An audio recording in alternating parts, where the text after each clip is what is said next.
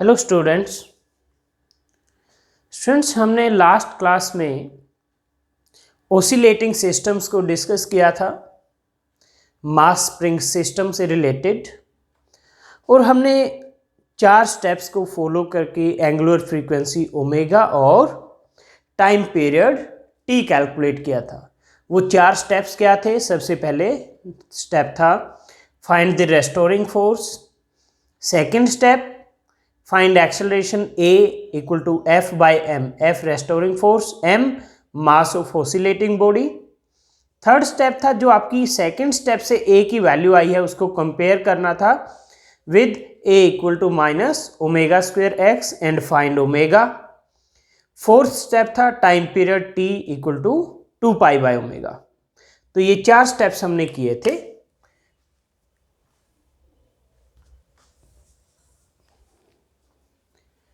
पहला स्टेप था find restoring force F। F क्या है? Restoring force. नंबर 2 फिर एक्सेलरेशन निकालो A equal to F by M. फिर थर्ड आपको क्या करना था? कंपेयर करना था, compare with A equal to minus omega square X and find omega.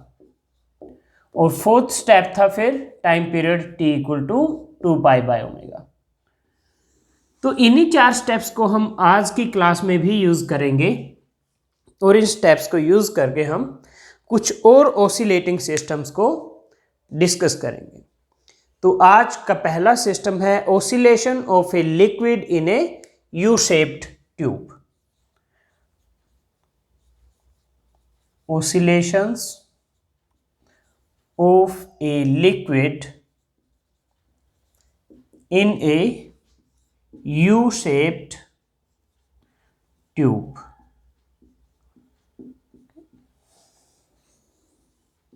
तो मान लीजिए हमारे पास ये एक ट्यूब है यू शेप में। इसका मान लीजिए एरिया ऑफ क्रॉस सेक्शन है ए। ये जो एरिया ऑफ क्रॉस सेक्शन है ये ए है, और हम मान लेते हैं कि इसमें initially up to a height h एक लिक्विड फिल्ड अप है,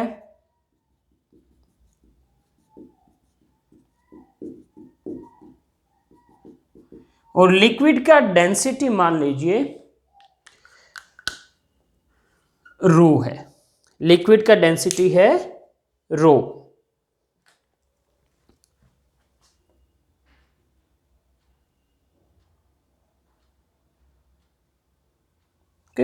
हाइट एस तक इनिशियली इसमें एक लिक्विड फिल्ड अप है, और लिक्विड का डेंसिटी क्या है? रो। अब क्या करना है? अब अगर मैं समहाउ एक साइड से लिक्विड को नीचे की तरफ प्रेस कर दूं, नीचे की तरफ ऐसे दबा दूं, क्या होगा? दूसरी तरफ ऊपर जाएगा। मैंने क्या किया? नीचे की तरफ इधर से दबाया, इधर की तरफ ऊपर जाएगा। और फिर मैं इसको छोड़ दूं तो ये क्या करेगा? कुछ देर तक इस तरह से ओसिलेट करता रहेगा ये लिक्विड, और फाइनली फिर सेम लेवल पर आकर सेटल डाउन हो जाता है। तो यानी क्या होगा? अगर आप लिक्विड को प्रेस कर दें, थोड़ा और छोड़ दें, तो ये ओसिलेशन करेगा, सिंपल हार्मोनिक मोशन होगी वो ओसिलेशन। ओके, तो ए क्या है? ए है area of cross section of tube. A area of cross section of tube. तो अब हमें इसमें सेम वही 4 स्टेप्स फॉलो करने हैं।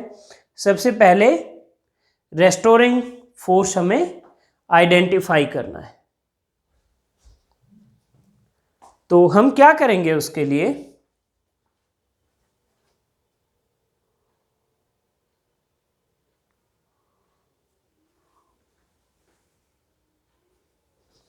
तो चलिए हम पहले यहां लिख देते हैं।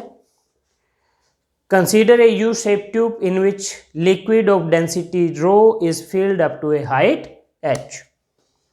Consider a U shaped tube in which a liquid of density rho is filled up to a height h। Okay, तो वॉल्यूम ऑफ लिक्विड क्या होगी, total volume of liquid in the tube, it will be a into 2h, क्योंकि a area of cross section है, h height है, तो a into H इस तरफ से और a इंटू एच इस तरफ से। तो टोटल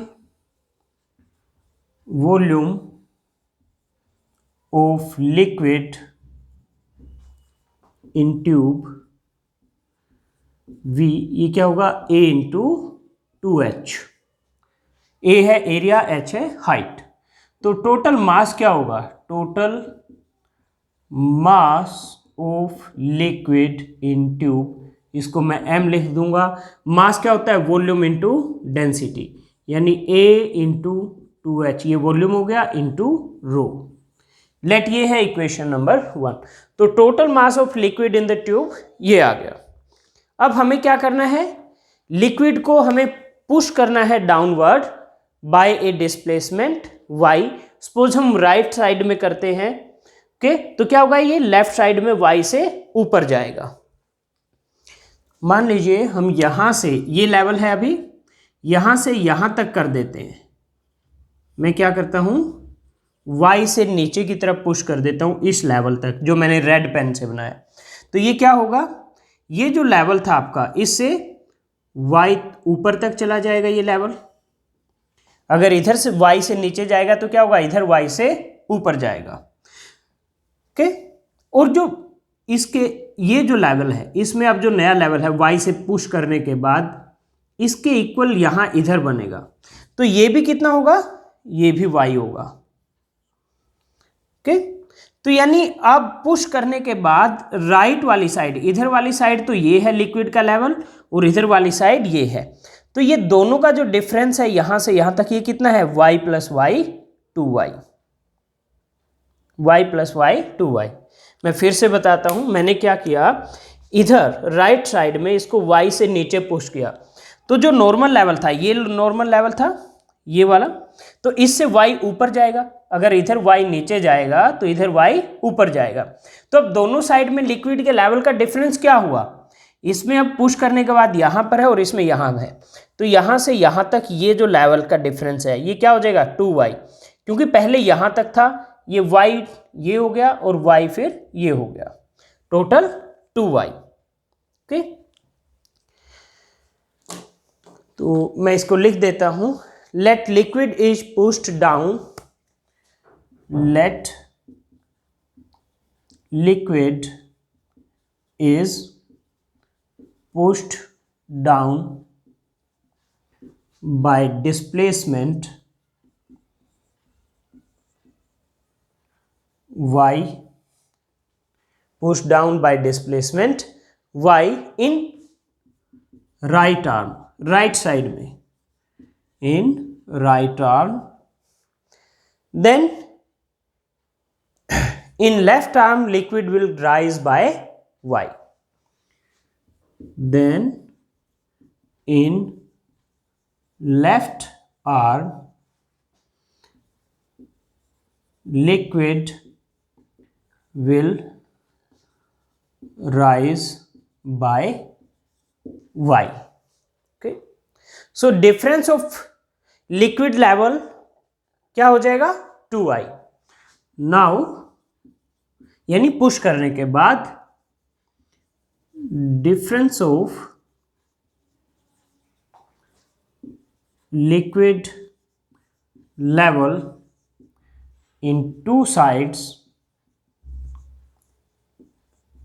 विल बी 2y। क्या हो जाएगा, 2y हो जाएगा आपका।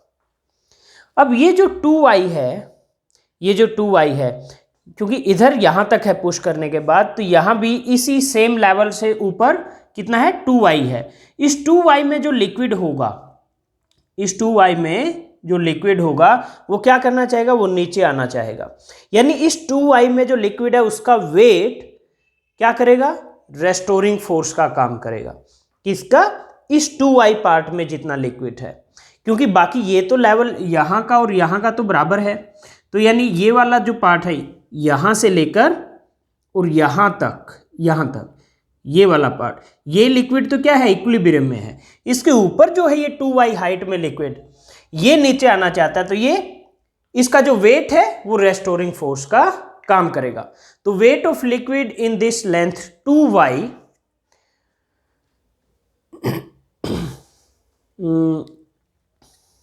मैं इसको कुछ नाम दे देता हूं। ये जो 2y है,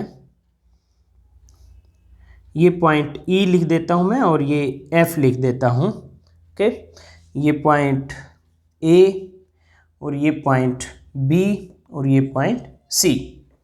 ठीक है, इनिशियली यानी इधर लेवल B था, इधर A था, पुश करने के बाद इधर लेवल B से C हो गया और इधर लेवल A से E हो गया। ओके, तो C और F सेम लेवल पे हैं, तो EF क्या है, 2y। ओके, तो यहां हम लिख देते हैं weight of liquid in this length 2y, diagram में ये 2y है इक्वल टू EF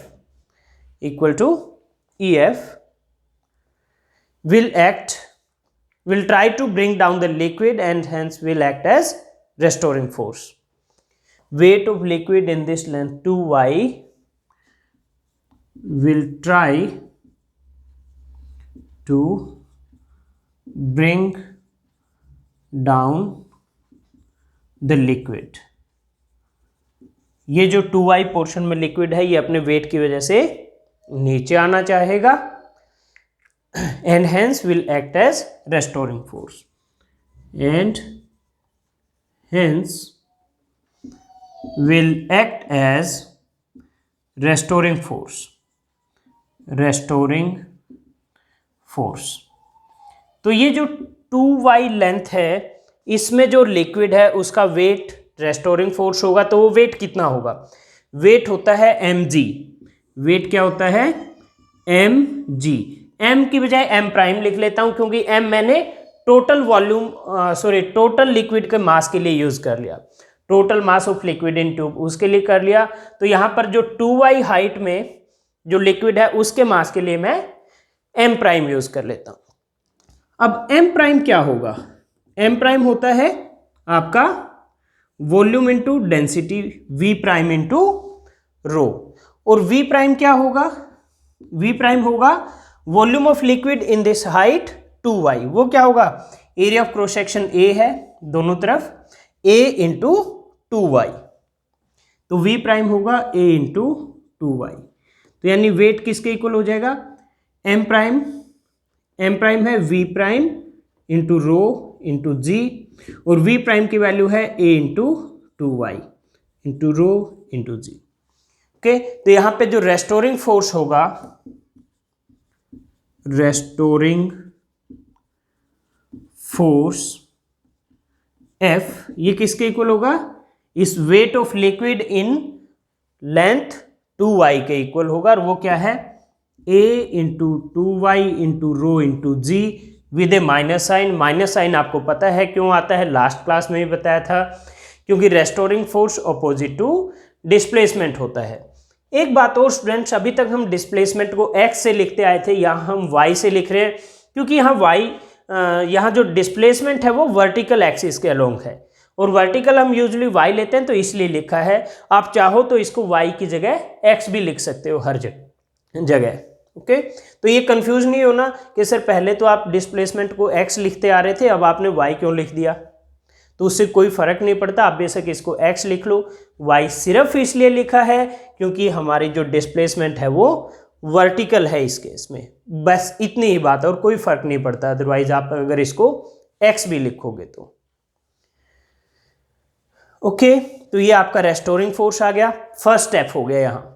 तो इसमें फर्स्ट स्टेप के लिए आपको काफ़ी मेहनत करनी पड़ी है। फर्स्ट स्टेप क्या था, रेस्टोरिंग फोर्स फाइंड आउट करना। अब बाकी तो बहुत ईजी है, सेकंड स्टेप पे चलते हैं। एक्सेलरेशन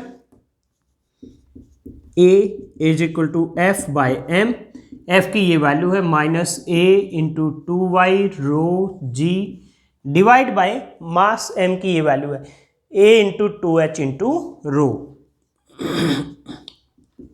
तो ये a से a कैंसल, 2 से 2, रो से रो, तो ये आपका आ गया -g/h/y, ये आ गया। इसको कंपेयर करो,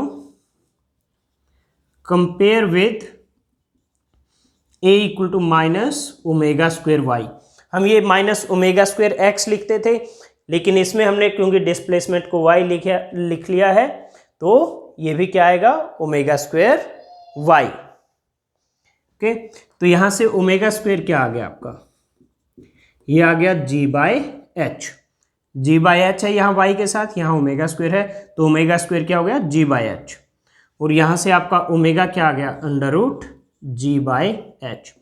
तो time period t, time period होता है 2π/ω, तो ये आ गया 2π√h/g, 2π√h/g, ये टाइम पीरियड के लिए एक्सप्रेशन आ गया।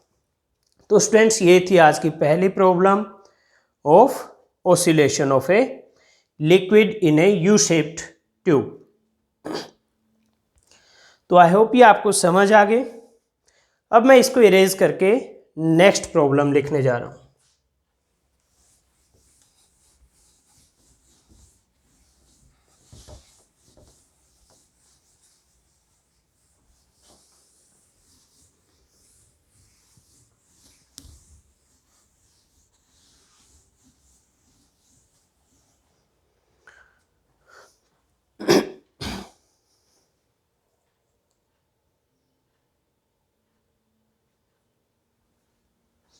स्टूडेंट, नेक्स्ट प्रॉब्लम है oscillations of a floating cylinder.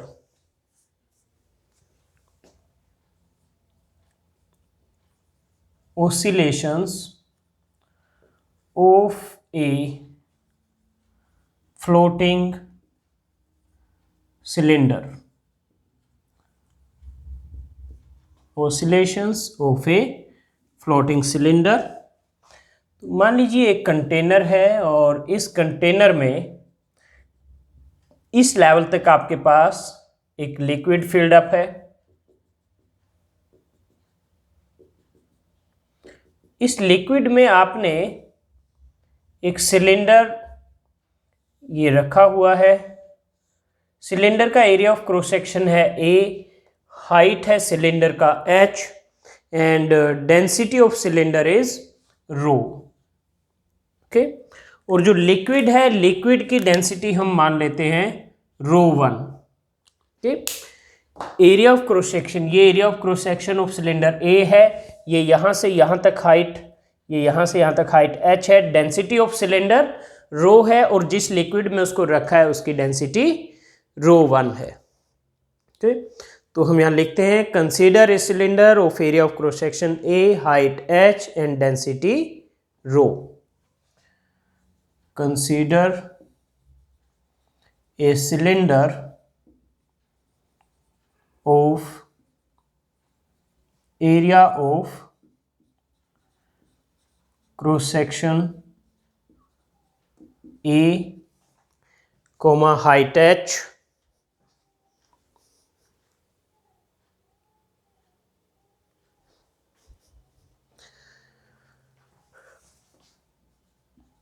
height h and density rho, placed in a liquid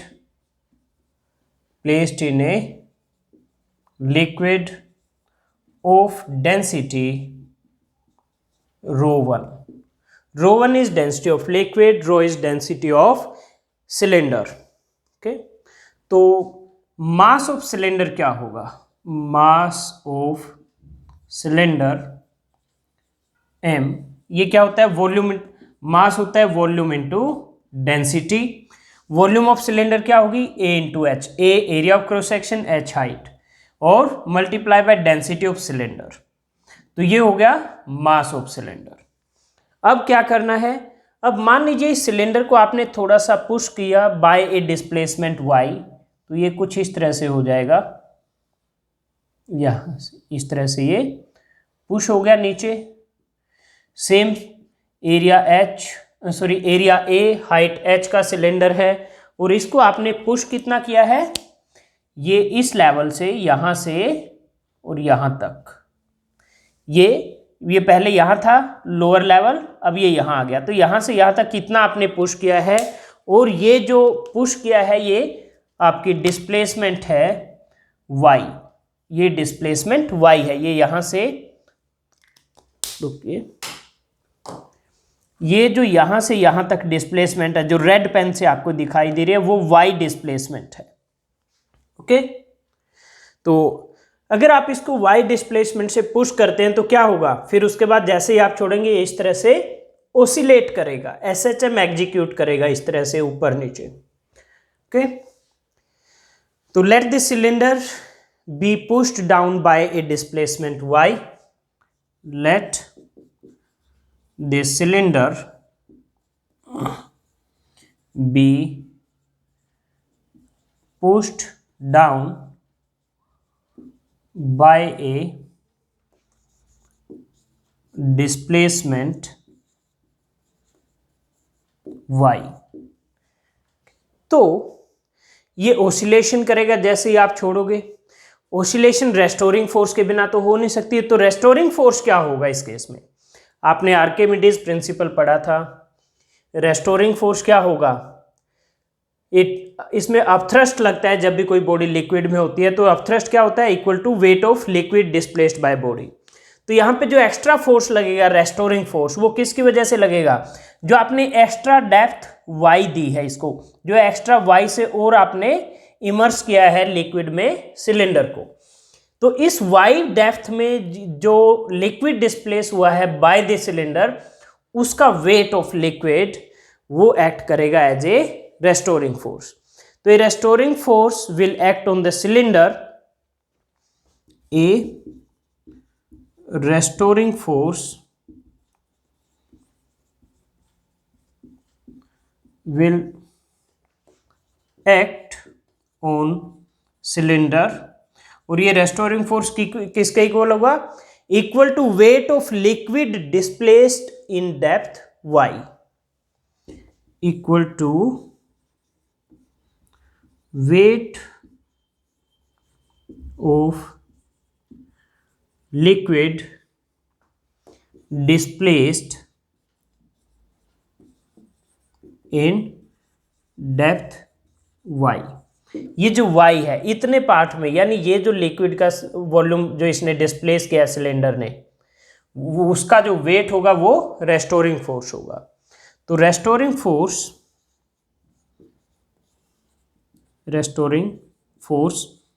F equal to mg होता है, तो मास होता है volume into density, mg, g ये हो गया, ये वेट होता है तो g तो हो गया। मास क्या होता है, मास होता है volume into density, density of liquid क्या है, ρ1। अब वॉल्यूम निकालना है, तो volume in this depth y क्या होगा, a इंटू वाई, राइट। तो ये वॉल्यूम हो गया a into Y, volume into density mass, और मास इंटू जी वेट, और साथ में माइनस साइन। तो F क्या, ये क्या किसके इक्वल है, ये क्वांटिटी क्या है, ये है wait of liquid displaced in depth y। Okay, ये यहां हमने m लिया था तो आप इसको m प्राइम लिख सकते हो, कंफ्यूज होने की जरूरत नहीं है इसके लिए। तो ये m प्राइम क्या है, mass of liquid in this depth y। Okay, तो ये आ गया wait of liquid displaced in depth y, जो कि रेस्टोरिंग फोर्स का काम करेगा। तो अब आप एक्सेलरेशन निकाल लीजिए, a equal to F by M minus A Y rho 1 G divide by m की ये वैल्यू रही a h रो, a से a कैंसिल होगा तो ये हो जाएगा minus rho one ji by rho H into Y, rho one ji by rho H into Y. अब हम क्या करेंगे, इसको कंपेयर करेंगे, compare with A equal to minus omega square Y. तो ये जो टर्म है ब्रैकेट में, ये क्या हो जाएगा आपका omega square. So omega square is rho one ji by rho h and it gives you omega equal to under root rho one ji by rho h. तो टाइम पीरियड हो जाएगा आपका t 2 pi by omega, 2 pi by omega. तो 2 pi under root h rho by rho one g, ये आपका time period of oscillation of cylinder आ जाएगा। तो स्टूडेंट्स ये थी second problem related to oscillations. इसमें भी हमने वही 4 स्टेप यूज किए हैं, पहले रेस्टोरिंग फोर्स, फिर एक्सेलरेशन, फिर कंपेयर करके ओमेगा निकाला और फिर टी 2 पाई बाय ओमेगा। तो स्टूडेंट्स इन प्रॉब्लम्स में आपको बस ये ध्यान रखना होगा कि आपने रेस्टोरिंग फोर्स कैसे निकाला है। ओके, अगर आपको ये ध्यान रहेगा तो ये प्रॉब्लम्स बहुत ईजी हैं और सभी प्रॉब्लम्स को मैं सेम 4 स्टेप से सॉल्व कर रहा हूँ, तो आपको ऐसा भी नहीं होगा कि कुछ रैंडम तरीके से प्रॉब्लम सॉल्व हो रही है। ओके, नेक्स्ट है, अगर आप अर्थ के across the earth of earth के डायमीटर के अक्रॉस एक टनल बना दें, अर्थ के डायमीटर के अक्रॉस एक टनल बना दें और उसमें मान लीजिए आपने कोई बॉडी डाल दी ऑफ मास m, कोई बॉल डाल दी, तो वो बॉल ऑसिलेट करेगी about the centre of earth, वो ऑसिलेशन SHM होगी। तो अब हम उसका एंगुलर फ्रीक्वेंसी और टाइम पीरियड निकालेंगे। तो हमारा नेक्स्ट टॉपिक है oscillations of a body dropped in a tunnel along diameter of earth. oscillations of a body dropped in a tunnel along diameter of earth, along diameter of earth। तो student मान लीजिए ये आपका अर्थ है और ये बहुत अच्छा स्फीयर तो नहीं बना है, चलो एक बार फिर से कोशिश करके देखते हैं।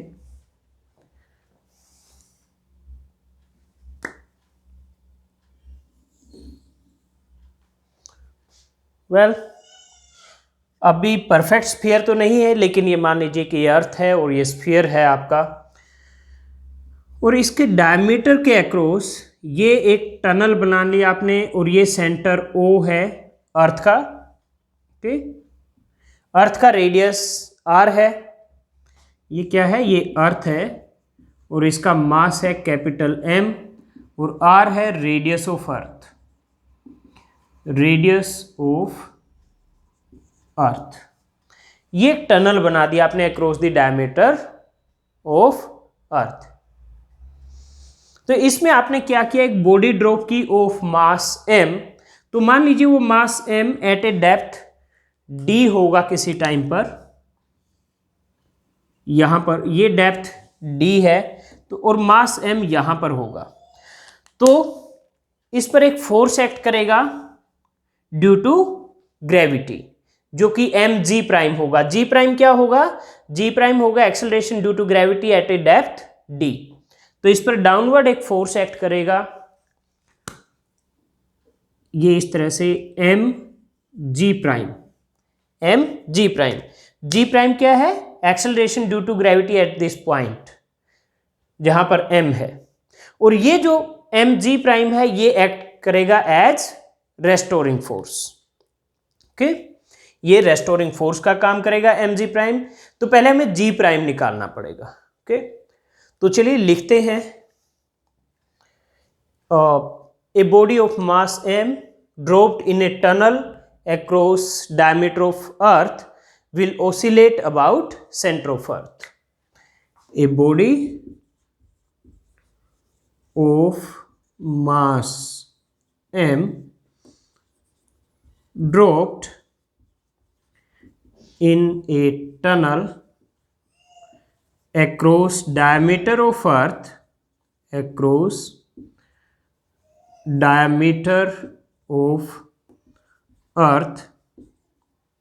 will oscillate किसके about centre of earth will oscillate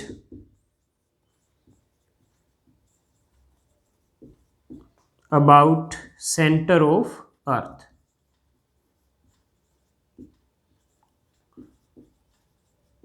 Will oscillate about center of earth. तो at a depth d,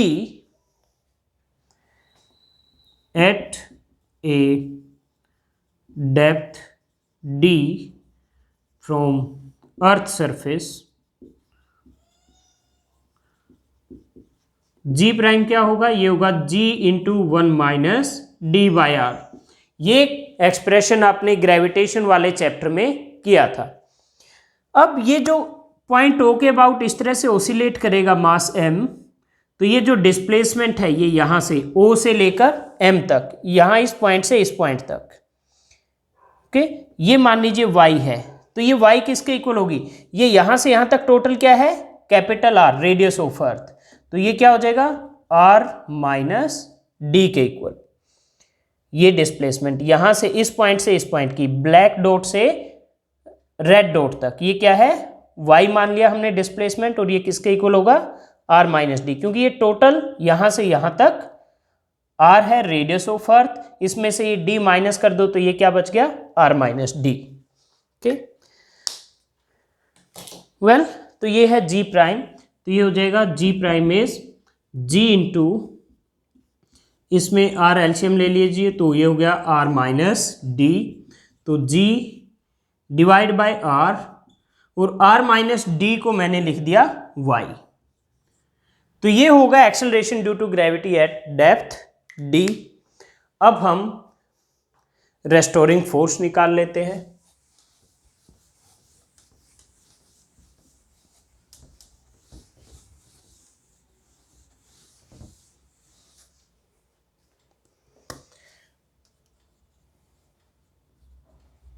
restoring force F equal to minus M, ji prime minus sign again, क्योंकि restoring force opposite to displacement होता है इसलिए minus sign आता है। ये हमने जब SHM डिस्कस किया था तभी आपको बता दिया था कि हर जगह माइनस साइन क्यों आता है रेस्टोरिंग फोर्स में। ओके, तो माइनस एम, जी प्राइम की ये वैल्यू रखो G by R into Y. अब acceleration A is equal to F by M, तो ये हो जाएगा minus G by R into Y, क्योंकि m से m कैंसिल हो जाएगा। अब इसको कंपेयर कर दो, compare with A equal to minus omega square Y, तो ओमेगा स्क्वेयर क्या हो गया जी बाई आर, तो you get omega square is g by r and omega equal to under root g by r. तो आपका time period होगा, time period of oscillation t 2 pi by omega, यानी 2 pi under root r by g. तो ये एक और problem हमने oscillation की डिस्कस की, वही 4 स्टेप्स, पहले f फिर a फिर ओमेगा और फिर t, उन्हीं 4 स्टेप से फिर से सॉल्व किया। अब नेक्स्ट एक और प्रॉब्लम हम करेंगे इसी टाइप की।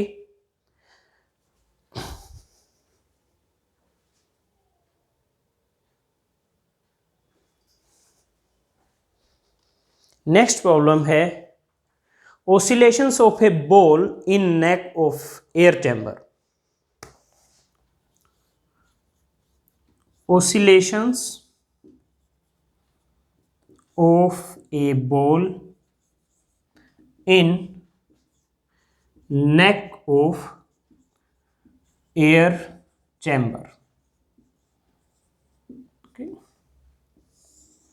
तो मान लीजिए आपके पास ये इस तरह का एक एयर चैम्बर है, इसका ये एरिया ऑफ क्रॉस सेक्शन ए है, और इसमें आपने क्या किया, एक बॉल फिट कर दी इस तरह से, which just fits in the नेक, जो इस नेक में जस्ट फिट होती है पूरी लगभग। ओके, तो हम एक एयर चैम्बर कंसीडर कर लेते हैं having neck of area of cross section A and a ball of mass M fitting smoothly in the neck. ये मास एम है इस बॉल का, और इसमें प्रेशर मान लीजिए पी है। ओके, तो जब आप इस बॉल को अगर थोड़ा सा प्रेस कर दोगे और छोड़ दोगे तो ये इस तरह से SHM करेगी यहां पर in the neck of the air chamber. तो कंसीडर एन एयर चैम्बर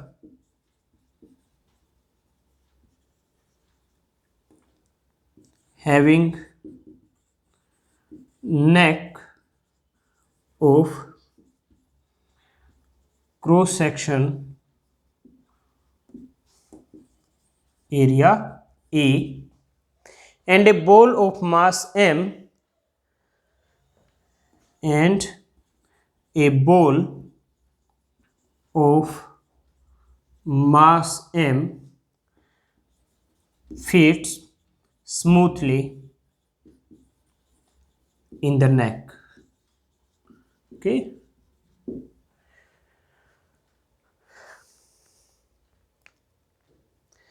तो अब अगर इस बॉल को आप पुश करते हो तो क्या होगा, ऑसिलेशन होगा इस तरह से वर्टिकली। तो अगर आप इसको मान लीजिए y डिस्टेंस यहां से और यहां तक पुश करते हो y से, okay, if ball is push down by y it will execute oscillations. मैं इसको यहां से इरेज कर लेता हूं।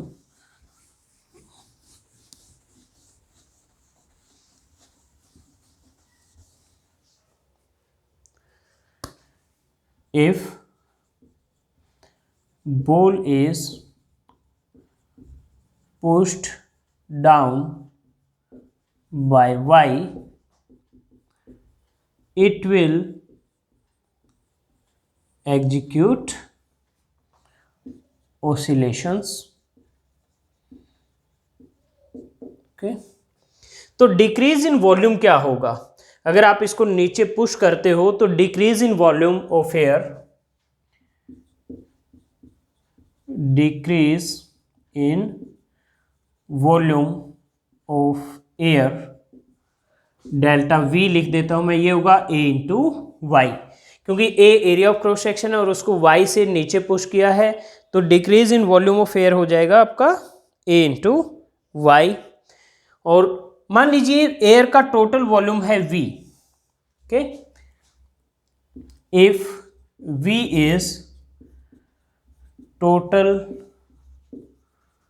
Volume of air in chamber, then volumetric strain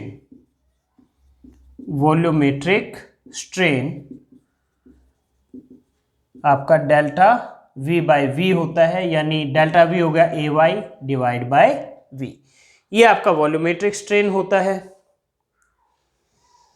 P pressure है, तो आपका जो बल्क मॉडुलस है, बल्क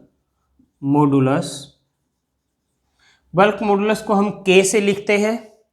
ये K फोर्स कांस्टेंट नहीं है, ये बल्क मॉडुलस है।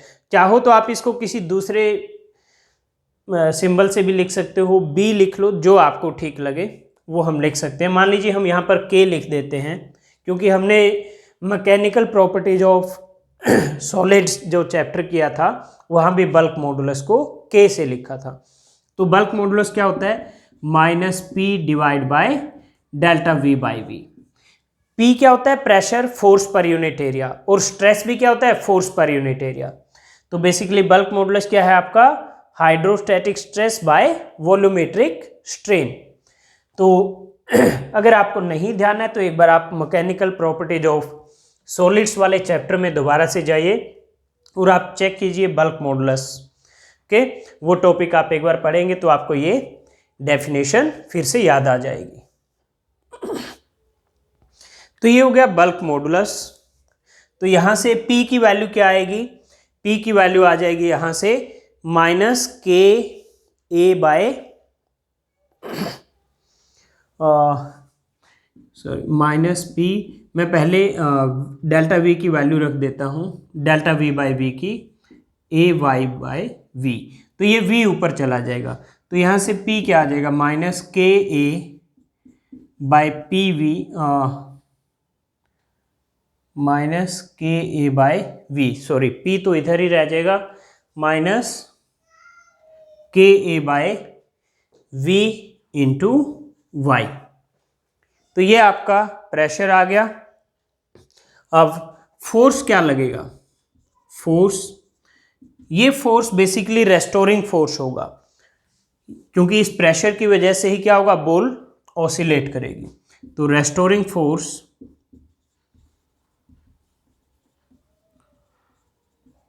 F equal to P into A, so it is minus k A into A square by V into y, then acceleration a equal to F by m. ये जो मैं ए सी सी लिख के dot लगा देता हूँ, इसका मतलब है एक्सेलरेशन। तो एफ बाय एम, तो ये हो जाएगा minus k A square by m V into y. फिर इसको आप कंपेयर करो, compare with A equal to minus omega square Y.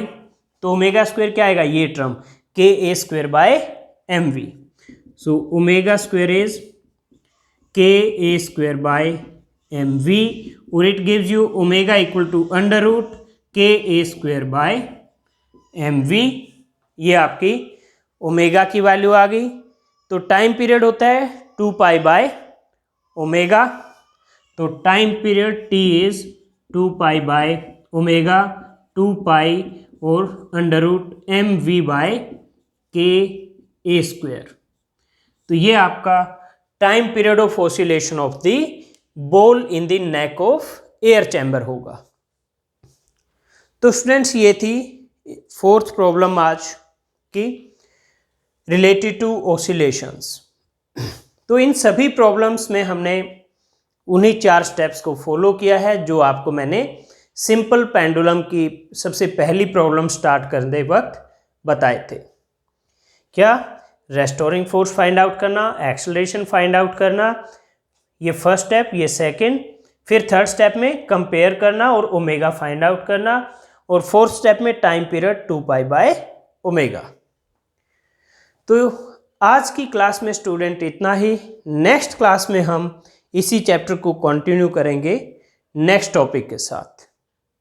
तो नेक्स्ट क्लास में मिलते हैं आपसे।